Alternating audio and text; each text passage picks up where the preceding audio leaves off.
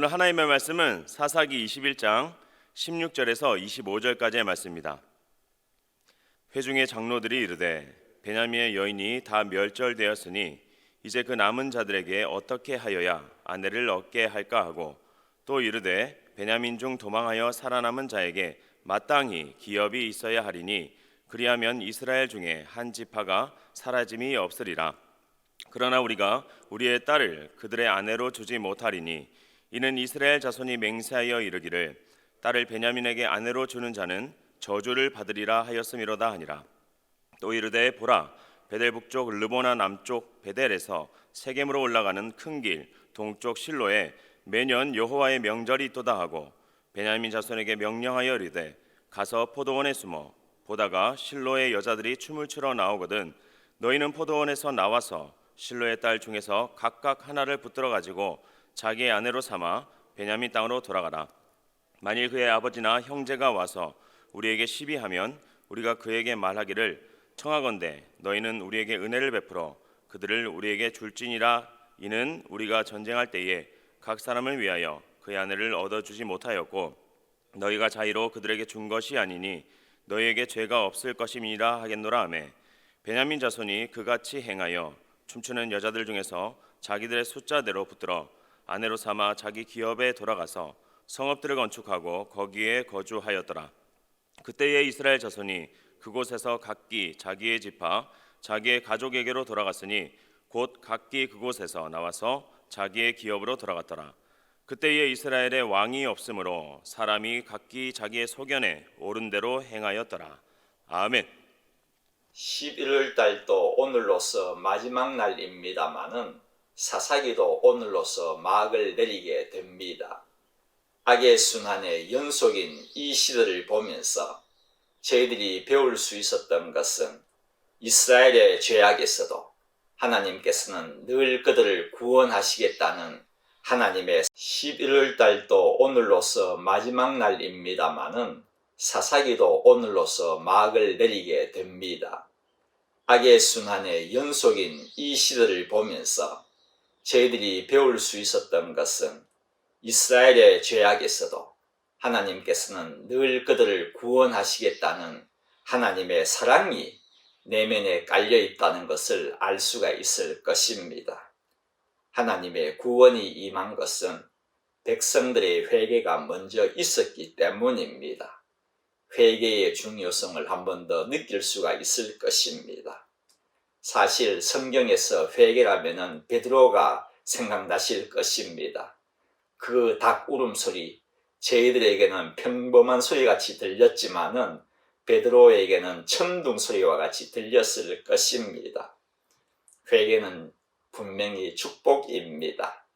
아무쪼록 회개의 기쁨도 경험하시는 여러분들 되시기를 바랍니다.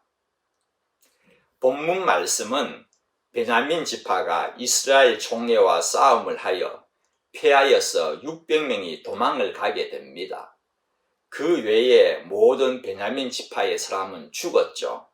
그러다 보니 한 지파가 없어질 지경에 처하자 이스라엘 총회가 도망간 600명에게 평화를 선언하지 않습니까? 그런데 평화는 선언했지만은 베냐민 지파에서 이제 남은 사람은 고작 600명밖에 없었으니 고민이 생긴 것입니다. 어떻게 하면은 이 베냐민 지파의 혈통을 유지할까? 그렇게 생각을 하게 된 것이죠. 전 그런 생각이 들더군요. 그럴 바에야 처음부터 싸움을 하지 말지, 뭐 때문에 형제간끼리 싸움을 하여서 이렇게 아픔을 경험하는 나라가 됐느냐, 그러한 생각도 듭니다. 그 고민 끝에 이번 전쟁에 참여하지 않은 족속이 있다는 것을 총회가 알게 됩니다. 야베스 길리앗 사람들입니다. 그 사람들을 쳐서 처녀들 400명을 끌고 와가지고 베냐민 600명에게 줍니다. 그러나 200명이 부족하지 않습니까?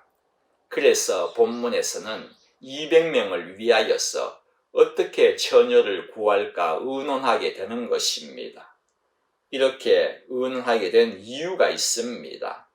베냐민 지파에게는 이스라엘의 딸들을 절대로 주지 않겠다고 맹세를 하였기 때문입니다. 그렇다고 이방인들과 결혼시킬 수도 없는 것이지 않습니까? 그래서 총회의 장로들에게는 여간 어려운 문제가 아니었을 것입니다. 이방인과의 결혼이 안 된다는 것은 하나님의 명령이고, 베냐민 지파에게 이스라엘의 딸을 주지 않겠다고 정한 것은 총회 자신들이었지 않습니까? 그러니 하나님의 명령은 어길 수가 없으니까 자신들이 정한 것을 어떡하든지 눈을 감자는 식으로 진행하겠다고 한 가지를 아이디어를 낸 것인데 참 희한합니다. 명절 때에 실로의 여자들이 춤을 추러 오는 그러한 관례가 있었던 모양입니다. 그것을 알고 베냐민 남았던 200명에게 포도원에 숨었다가 그 여자들이 춤추러 오면은 납치해가라는 그러한 작전이었습니다. 납치해 간다면은 그 가족이 가만히 있을 리가 없지 않습니까? 그럴 때는 이렇게 하라고 조언을 하는 것이 22절입니다. 만일 그의 아버지나 형제가 와서 우리에게 시비하면, 그러니 춤추러 온 딸들의 부모들이 와서 이스라엘 총회에 와가지고 이의를 제기하면 그란 뜻입니다. 우리가 그에게 말하기를 청하건대 너희는 우리에게 은혜를 베풀어 그들을 우리에게 줄지니라. 이는 우리가 전쟁할 때에 각 사람을 위하여 그의 아내를 얻어주지 못하였고 너희의 자유로 그들에게 준 것이 아니니 너희에게 죄가 없을 것임이니라 하겠노라 하매. 이게 무슨 말이고 하면은 싸우기 전에 이스라엘 백성들은 어느 누구도 베냐민 지파에게는 자신의 딸을 주지 않겠다고 결의를 했지 않습니까? 그러기에 베냐민 지파가 실로 여인들을 납치하여 아내로 삼는다면은 분명히 논란이 일어날 것은 뻔한 일일 것입니다. 베냐민 자손에게 딸을 안 주겠다고 결의하고서는 어기는 격이 되기 때문입니다. 그때 장로들이 납치 사건을 그냥 묵인하자는 것입니다. 결국 베냐민 200명이 납치에 성공하여서 그렇게 일이 끝나는 것입니다. 그리고서는 24절에 이렇게 기록을 하고 있습니다. 그때에 이스라엘 자손이 그곳에서 각기 자기의 지파, 자기의 가족에게로 돌아갔으니 곧 각기 그곳에서 나와서 자기의 기업으로 돌아갔더라.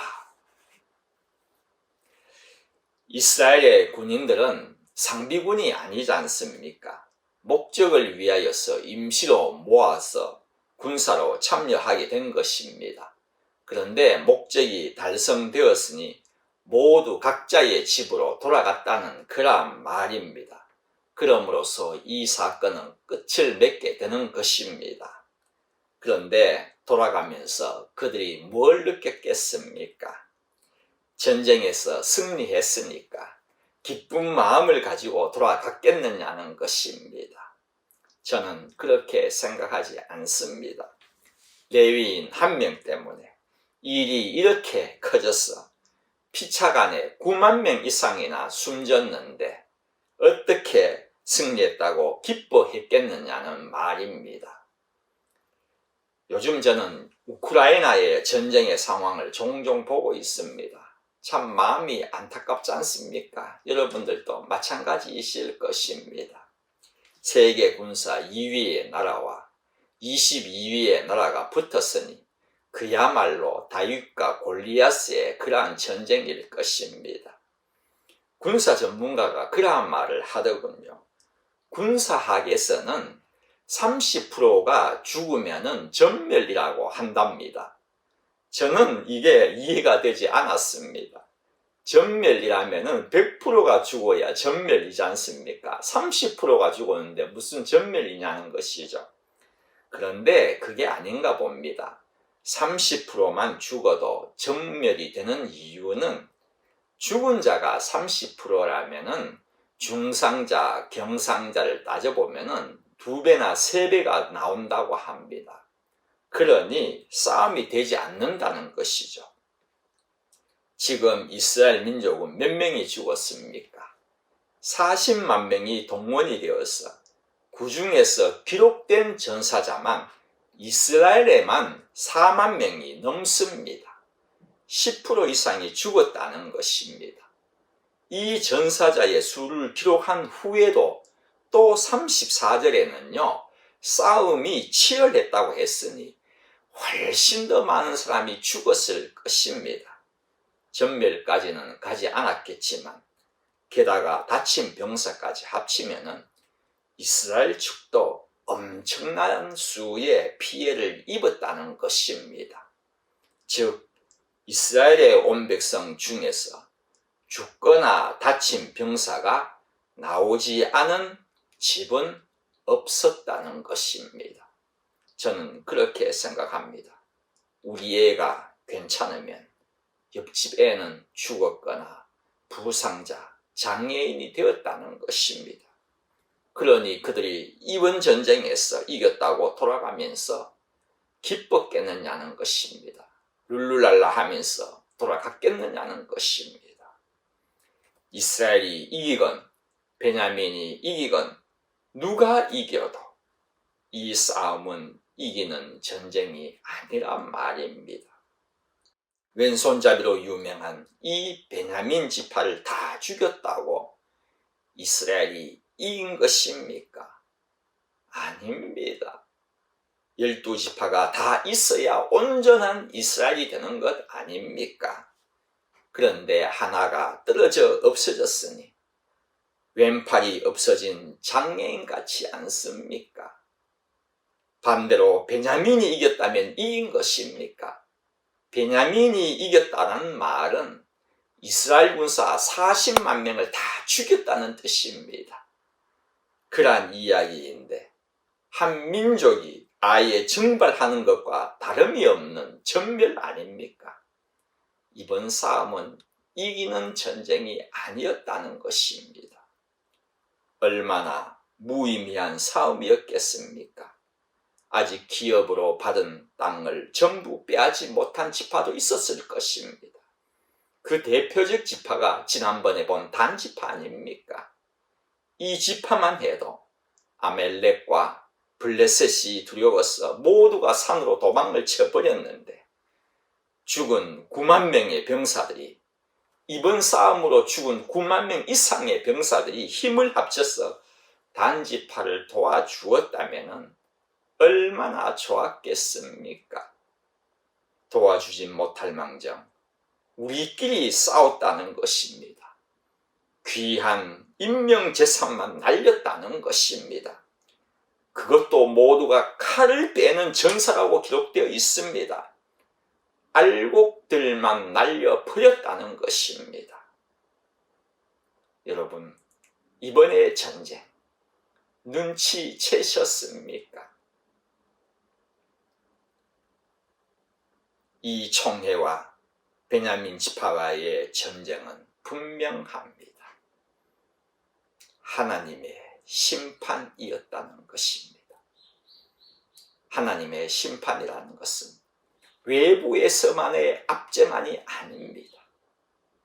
내부에서의 전쟁도 총회와 베냐민 지파 간의 전쟁도 승자가 없는 하나님의 심판이었습니다.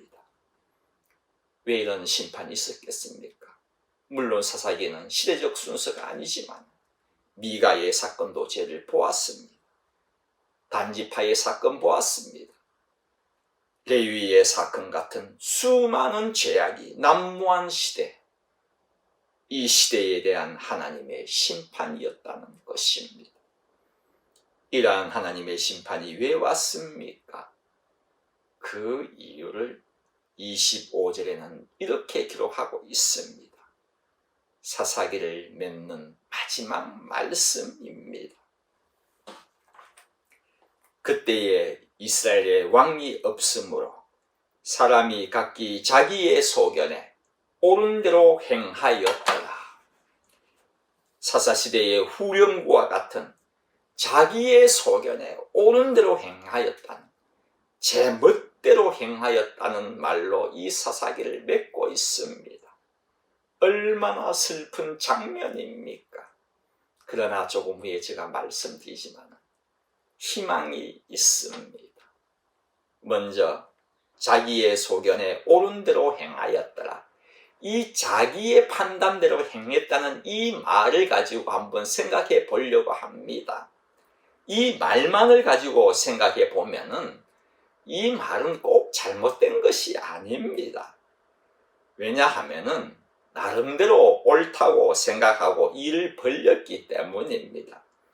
그들에게는 그것이 최선의 방법이었다는 것이지 않습니까? 그러니 사람의 윤리로는 맞을 수도 있는 것입니다. 다 나쁘다고만 할 수가 없다는 것이라는 것이죠. 그러나 문제는 우리 인생은 내 멋대로 살라고 지어진 존재가 아니란 것입니다. 하나님께 맞춰져 있느냐 아니냐가 우리에게는 더욱 중요한 것입니다. 자기 소견대로의 인생이 아니라는 것입니다. 이스라엘에는 왕이 없었기에 자기의 소견대로 행했기에 죄악이 난무하였다는 것입니다. 그렇다면 왕이 있으면 하나님께로 돌아올까요? 얼마 후에는 백성들에게 왕들이 계속 주어지지 않습니까? 그러나 그 왕들이 오히려 죄악으로 인도한 왕들이 더 많다는 것을 저희들은 잘 아시지 않습니까? 인간의 왕으로는 안 된다는 것입니다. 그래서 하나님께서 새로운 왕, 만왕의 왕을 세우기 위한 과정이 룻기입니다. 성경 저자이신 하나님께서 사사기 다음에 룻기를 주신 것은 우리에게 알려주시는 의미 또한 크다고 저는 생각합니다. 룻기 1장의 1절의 시작은 이렇게 기록되어 있습니다. 사사들이 치리하던 때에 그 땅에 흉년이 드니라. 룻기란 것은요, 사사기 다음의 성경이 아닙니다. 룻기는요, 사사기 다음의 장도 또한 아닙니다. 룻기는 사사기 다음 절입니다. 룻기 1장 1절은 다음 절입니다. 흉년, 그 땅에 흉년이 드니라. 이 흉년은 하나님의 심판의 때라는 것입니다. 이스라엘의 죄악으로 하나님이 내리신 흉년이라는 것입니다. 그러나 룻기의 결국은 만왕의 왕 되신 주님의 계보를 잇게 되는 풍년의 시대를 맞이하게 되지 않습니까? 희망입니다. 이스라엘에게는요, 왕이 없어서 소견대로 행했답니다. 멋대로 산 이유가 왕이 없었기 때문이랍니다. 그러나 이제 우리에게는 만왕의 왕께서 오셨고 함께 계십니다. 그러면은 어떻게 저희들은 행해야 할 것 같습니까? 이스라엘에게는 왕이 없었기 때문에 제 멋대로 행했대요. 우리에게는 만왕의 왕께서 계시기 때문에 우리 자기의 소견대로가 아니라, 자기 멋대로가 아니라 하나님의 소견대로 살아가시는 자가 되시기를 바랍니다. 하나님의 소견대로 행하는 자, 하나님께서 원하시는 일에는 기쁨으로 준행하고 힘쓰고 무엇보다도 말씀대로 살아가는 자들입니다. 이사야 1장 19절에 너희가 즐겨 순종하면 땅의 아름다운 소산을 먹을 것이요라고 기록하고 있습니다. 말씀에 즐겨 순종하였어 땅의 아름다운 소산을 많이 거두어들려 더욱 하나님께 감사로 감사의 달인 11월 달만이 아니라 올해를 끝맺으신 분들 되시기를 바랍니다.